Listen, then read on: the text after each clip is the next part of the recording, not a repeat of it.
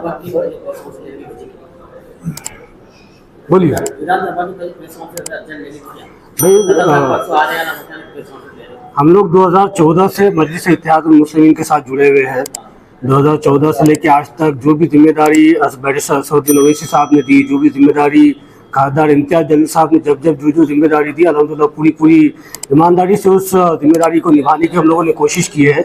आज ये press conference लेने का मकसद ये है कि 2024 के जो हमारे MP इलेक्शंस हुए थे उसके अंदर जो जमात का रिजल्ट रहा है, एज अ डिस्ट्रिक्ट प्रेसिडेंट मेरी भी जिम्मेदारी बनती है कि उस रिजल्ट का कुछ हिस्सा मेरे ऊपर भी आता है, कुछ जिम्मेदारी मुझ पर भी आती है। तो मैं उस रिजल्ट को मद्देनजर रखते हुए ये समझता हूँ कि उसके अंदर मेरी भी गलती है, कहीं कोताही मुझसे हुई होगी जिसकी वजह से ऐसा रिजल्ट आया है। तो उस रिजल्ट की जिम्मेदारी मैं अपने ऊपर लेते हुए ये बताता हूँ कि मैं डिस्ट्रिक्ट प्रेसिडेंट की पोस्ट से जो तो रिज़ाइन दे रहा हूँ, राजीनामा दे रहा हूँ। इंशाल्लाह आने वाले वक्त के अंदर जो भी जमात जिम्मेदारी देगी उसको पूरी ईमानदारी से के साथ निभाने की कोशिश करेंगे। हम लोग जमात के सिपाही थे, हैं और इंशाल्लाह हमेशा रहेंगे। दूसरी बात यह है कि मैं विधानसभा के लिए इच्छुक उम्मीदवार हूँ।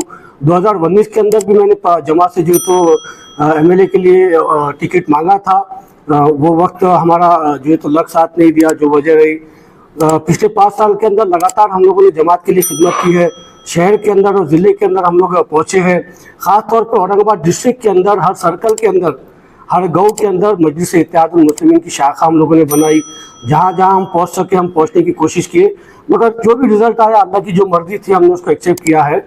अब आने वाली विधानसभा के लिए जैसे मैंने कहा कि मैं खुद इच्छुक उम्मीदवार हूँ, तो मैं ये चाहता हूँ कि मैं डिस्ट्रिक्ट प्रेसिडेंट की पोस्ट को और ना निभाते हुए सिर्फ अपने मतदार संघ के ऊपर फोकस करूँ तो ज़्यादा बेहतर रहेगा मेरे लिए। तो आने वाले वक्त के अंदर हम लोग अपने मतदार संघ के अंदर ज़्यादा मेहनत करेंगे, ज़्यादा काम करेंगे और कोशिश करेंगे कि औरंगाबाद शहर के तीनों जो विधानसभा के हमारे हल्के हैं हम उसके अंदर मजलिस इत्तेहादुल मुस्लिमीन के उम्मीदवार को जिताएं, जो कि मैं भी हो सकता हूँ। कितने लोगों ने आपके साथ राजीनामा? नहीं, अभी तो मैं एज अ डिस्ट्रिक्ट प्रेसिडेंट खुद राजीनामा दे रहा हूँ और मैं राजीनामा दे रहा हूँ तो मतलब मेरे साथ साथ मेरी पूरी टीम जो ज़िले की है वो भी राजीनामा दे रही है। पूरी डिस्ट्रिक्ट की हमारी जो टीम है वो हमारे साथ राजीनामा दे रही है। महाराष्ट्र प्रेसिडेंट ने अपनी ऑफर का दी है, उन्होंने खिलाफ में काम किए तो उनका फर्ज नहीं बनता कि राजीनामा दें? नहीं, वो मेरा लुकआउट नहीं, वो बड़े पदाधिकारी है, मैं छोटा पदाधिकारी हूँ। वो मुझ पर एक्शन ले सकते हैं, मैं उनके ऊपर कोई जो है तो इल्जाम नहीं लगा सकता। जो भी है पार्टी का मामला है, पार्टी एक्शन जो है तो पार्टी के अंदर कई नौजवान जो है आपके साथ में अभी भी है और कुछ आने वाले होंगे, वो लोग आपको देखकर जुड़े थे। जैसे ही आप रिजाइन करते हैं तो शायद ही इसका असर आपके जितने जो पदाधिकारी आपके साथ में नौजवानों के ऊपर भी पड़ेगा। मैं पोस्ट से रिजाइन दे रहा हूँ, पार्टी से रिजाइन नहीं दे रहा हूँ। जमात हमारे खून के अंदर दौड़ती है। मजलिस इत्तेहादुल मुस्लिमीन के लिए काम करते थे, करते हैं, करते रहेंगे। बैरिस्टर असदुद्दीन ओवैसी साहब को देखकर हम जमात के अंदर जुड़े थे और जब तक बैरिस्टर असदुद्दीन ओवैसी साहब है हम लोग जमात के अंदर मौजूद है। हमारी नाराजगी किसी से नहीं है, मैं खुद पर इल्ज़ाम दे रहा हूँ कि भाई मुझसे कुछ कमी रह गई होगी डिस्ट्रिक्ट के अंदर जिसकी वजह से ऐसा रिजल्ट आया। और उस रिजल्ट को देखने के बाद में मुझे लगता है कि मुझे राजीनामा देना चाहिए, जो कि मैंने पहले भी देने की कोशिश की थी। मगर अब जबकि विधानसभा सर के ऊपर है तो हम चाहते हैं कि डिस्ट्रिक्ट की जिम्मेदारी हम ना निभाते हुए औरंगाबाद शहर की जिम्मेदारी को ज़्यादा बखूबी निभा।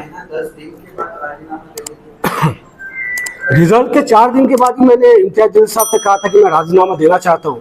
इम्तियाज भाई ने तब कोई जवाब मुझे नहीं दिए थे। मैं तब से लेकर अभी तक इंतजार कर रहा था कि इम्तियाज भाई की तरफ से ही कोई ट्वीट आएगा कि भाई डिस्ट्रिक्ट प्रेसिडेंट हम चेंज कर रहे हैं, मगर क्योंकि उनकी तरफ से कुछ जवाब नहीं आया, इसलिए मैं अपनी रिस्पॉन्सिबिलिटी समझते हुए डिस्ट्रिक्ट प्रेसिडेंट की पोस्ट से राजीनामा दे रहा हूँ। कोई जवाब नहीं आया साहब की तरफ से, कुछ नहीं। सही बात, अगर साहब की हाँ होती तो मुझे प्रेस कॉन्फ्रेंस करने की नौबत नहीं आती, मैं उनके पास ले जाकर राजीनामा दे चुका होता। क्योंकि उनकी तरफ से कोई जवाब नहीं आया, इसीलिए मैं प्रेस कॉन्फ्रेंस करके बाद होता जो तो आपको बता रहा हूँ कि मैं एज अ डिस्ट्रिक्ट प्रेसिडेंट अपनी आगे की कार्यकाल को नहीं निभाऊंगा, मैं उसके लिए तैयार नहीं हूँ, मैं राजीनामा दे रहा हूँ।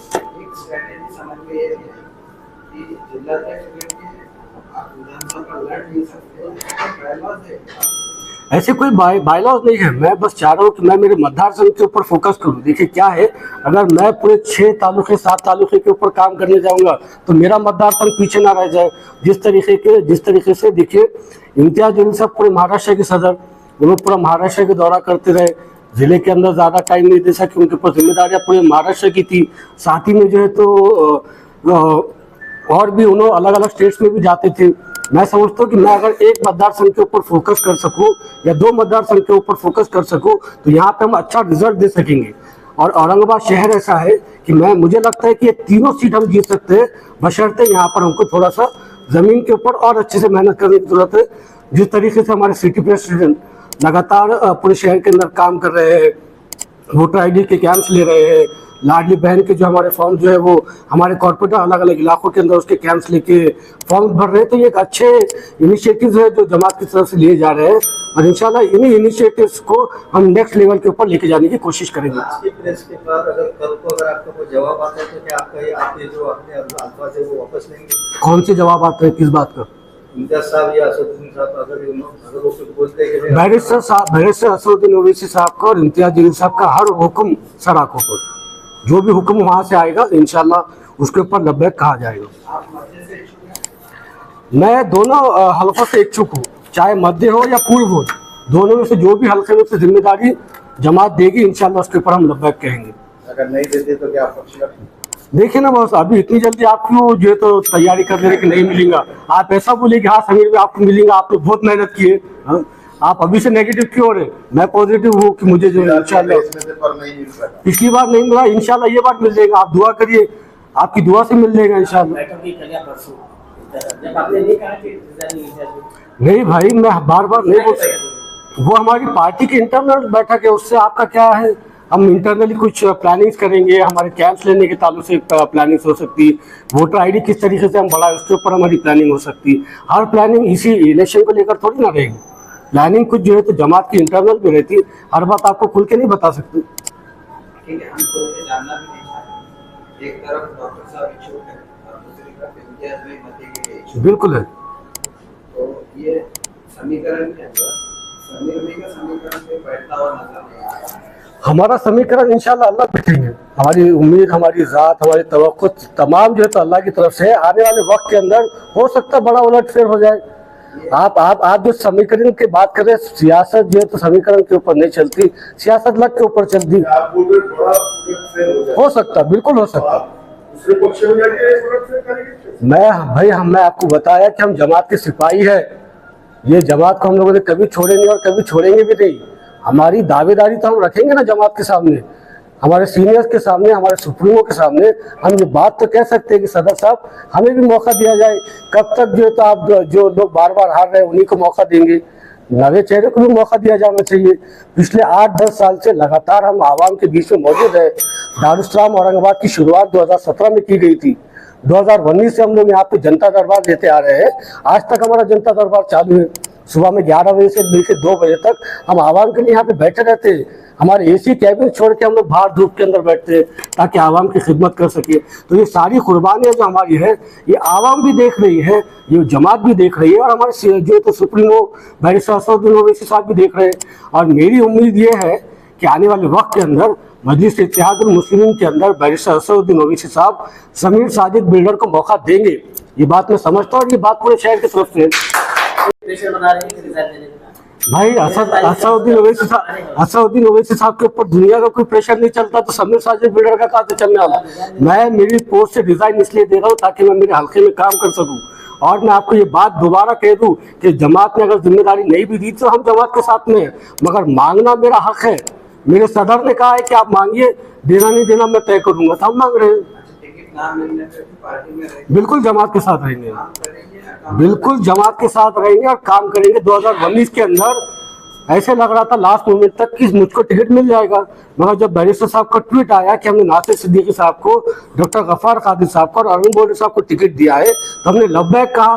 10 मिनट के अंदर नासिर सिद्दीकी साहब को दारुस्सलाम पे बुलाया और उनकी गुलपोशी की। सिर्फ गुलपोशी ही नहीं की बल्कि पूरा इलेक्शन नासिर सिद्दीकी साहब का दारुस्सलाम से कंडक्ट किया गया।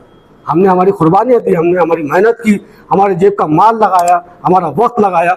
जमात के लिए हमने उन्होंने क्या किया, हमने हमारी जवानी जमात के लिए कुर्बान किया है, हमारा वक्त कुर्बान किया है, हमारा पैसा कुर्बान किया है, हमारा वक्त कुर्बान किया है। ये कुर्बानियाँ हमारी हैं।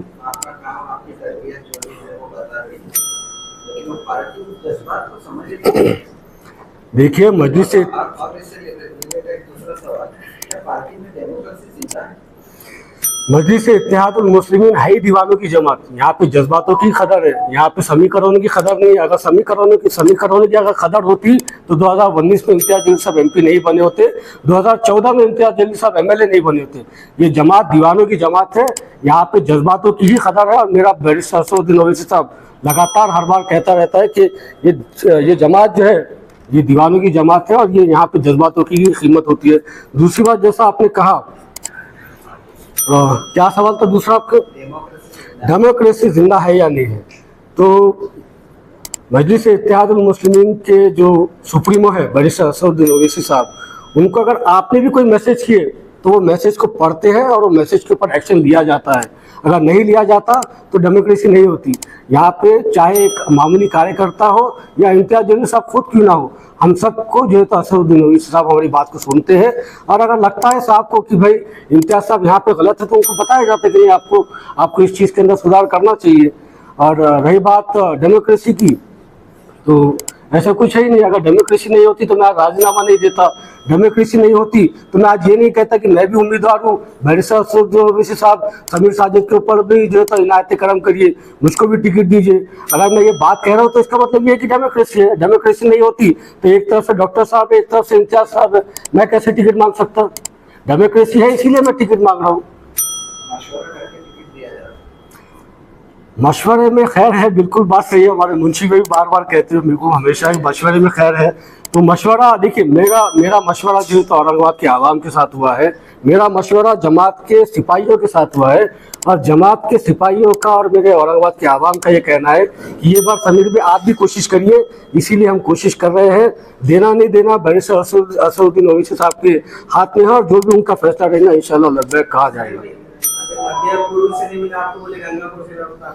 भाई शहर मेरा है, मैं औरंगाबाद शहर का रहवासी हूँ, मैं यहाँ पे पैदा हुआ, यहाँ पे बड़ा हुआ, यहीं से लड़ना चाहूँगा। मेरी मांग जो है तो औरंगाबाद दिया जाता है तो लब्बैक, किसी और को दिया जाता है तो भी लब्बैक। आपसे बड़ा तो टिकट आ गया पैसे वाला।